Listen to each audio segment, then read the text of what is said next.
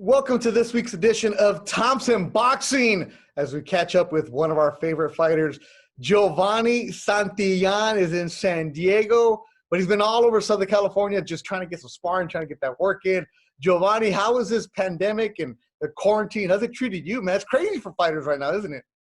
Yeah, luckily in my backyard, right when it happened, I was able to stay training because, we set up a punching bag and, a little slip bag, and I have a little space to shadow box and things like that. So I was staying active. Um, but yeah, we weren't sure when we'd be back. So that was kind of like, a downer right there. But as soon as I got that call for the fight, it was just, best news ever. Yeah, so you're going to be fighting June 16th in Las Vegas, and congratulations, you have a new promotion deal now where Thompson Boxing and Top Rank are going to be moving the career of Giovani Santillan. So there's a lot of stuff going on. We haven't seen you in the ring for a while, personal issues, management issues, all that other stuff. Forget what's in the past. So now there's like, okay, cool. We're going to sign you. We're going to get you a fight.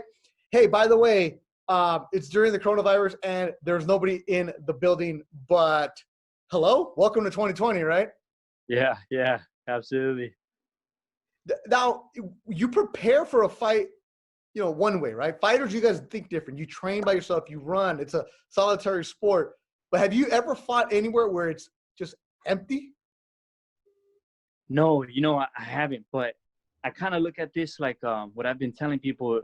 A lot of times when I go and spar at these gyms, it's just me and my coaches, and the other fighter, whoever I'm sparring, and their coaches, and we just look at it like that. And in sparring sessions, they're wars. They're just like fights. Just with big gloves and headgear, right? But I look at it like that. I'm going into this fight with the same mentality. When we spar, we're going hard, and same thing in that fight. Now, this is what I've always been curious because at Thompson, you're in the hotel, you're in the ballroom. It's small, so everybody's on top of you. So I don't see models, right? But yeah, I've worked fights in Vegas where at 3 o'clock, the only people there are the commission at times. It's like where you start off, that kind of. And as an amateur, when you went back to where you started, at the end of the day, isn't it just you in the ring and let's just go? Yeah, I think once that bell goes, and that first, those punches start flying, I don't think any of that matters. Yeah, it's something that's interesting, man. It's a lot of respect to you guys for what you do to get into that ring. But take me this stuff. When you have your ring walk, right? I've seen you in the past. You going through, you look around the crowd, you find people that you know, a little dap. All right, but now it's gonna be like, all right, let's just go. Yeah, that's true. But when I fought over there in Tampa Bay in Florida, when I flew out there, it was all my opponents at that time. It's all his crowd, none of my crowd. So I look at it like that. At that time, everybody was booing and just cheering for my opponent. And right here, it's just silence, So it's just me and my team. I'm going to have my dad behind me telling me, last minute instructions, for the fight. Yeah. Yeah. What have they told you? Like, I know you're going to get isolated. You're going to be quarantined. They're going to do the testing. But what have they told you what to expect? Basically, I have to show up this Saturday. I already did one COVID test and it came out negative. So I got to show up this Saturday in Vegas, and they're going to test us again. And I think the rest of my team, I can only take 2 people with me. So they're going to provide a cut man. So it sucks. I always have my cut man. He's a friend of mine, for a long time. And so he won't be able to be there, just my 2 coaches, that have been working with me throughout the camp. No family, right? No family. Yeah. Everybody, as soon as I posted, everybody's asking me, like, where it is, if they can come. And I'm just, but at least they can tune in. They'll be able to tune in on ESPN and watch that. That's pretty cool. I mean, I keep saying it, like, I'm doing this show from my garage, right? You're at home trying to figure out where you're going to work out. During this pandemic, though, I remember you saying you had your own facility, not facility, but you had your stuff in the back where you could work out. But at the same time, for a fighter, like, man, you guys are different. You want to hit somebody, right? Like, you want to get in there, and it's like, no, you got to stay away. Yeah. Oh, yeah. It's way different. So, as soon as we got that call for the fight, I told my coaches, and we had to set that sparring up. And, no matter how much I'm working on my stuff here, it helps, but only to a certain extent. So having to start sparring again, we got to sharpen back up. And I could tell where I needed that sparring, that we were missing. Yeah, you were telling me before we started that you've been in San Diego, but you've been going to East County, you've been going to LA County, you've been going anywhere to get going because the gyms were closed. It's like you're trying to get into a level, you're trying to get to the championship, but at the same time, it's like, nah, bro, no, no se puede, like, relax. Yeah, exactly. You know, we're having to go to these other gyms, and that's been a big help. You know, that they've been training as well. You know, so yeah, we were worried about that at first, but you know, I'm lucky that they, you know, other fighters were, you know, training just in case they get that call, which is great. You know. Yeah. So what were you doing? Like when you're at home, you couldn't go anywhere. Like were you Netflix? Were you reading? Were you learning to play an instrument? What'd you do? Well, you know, luckily I have my son, so he keeps me busy. He's 3, he'll be 4 in September. So at this age, it's crazy. I didn't even like how much energy they have. You know, these kids, it's amazing. You know, so he has me working. You know, it keeps me busy. Yeah, but when he's asleep, what'd you do? Like, yeah, I got, you know, yeah. Well, YouTube, I watch a lot of Joe Rogan podcasts. You know, I'm a big fan of his. Watching all of that. Yeah, pretty much. dude, Joe Rogan podcast, that's like 3-hour minimum for it. It's Oh funny when he yeah, has the MMA guys on, then the conspiracy people on, and then you have the yeah, politicians on, then he has the all types of comedians stuff. on. It's like that dude could talk to anybody. Yeah, it's amazing. Who are some of the ones that you liked that when you listen to Joe Rogan? I watch them all. I like the Elon Musk. You know, it's always interesting watching him. Things like that. I like watching when he gets his buddies. You know, and they do the fight companion. They Yeah. talk about fight. You know, it's always fun watching them all interact. You know. Yeah, Elon Musk and what he does and the way he got him going and what he made him do on that show. I like when he has Joey Diaz on, the comedian. They go back and Yeah. forth. He's like, Oh, tremendous. yeah. Oh yeah. Yeah, it's pretty cool. So, all right, so that's what you do as a fighter because it's different because for the normal people, like everyone, oh, I'm going to the bar, I'm going here, this and that. They want to go out. A fighter, you got to be locked in, 8 o'clock in bed. The good ones, like you guys, where you're sleeping early, you're going to run, you're doing all that other stuff. I'm talking to some of these other guys, like Dutch over was saying, like, yeah, we were locked down, but at the same time, it's what fighters do when you dedicate yourself. It's like you're in camp. How hard has it been for you, or was it just something you're used to?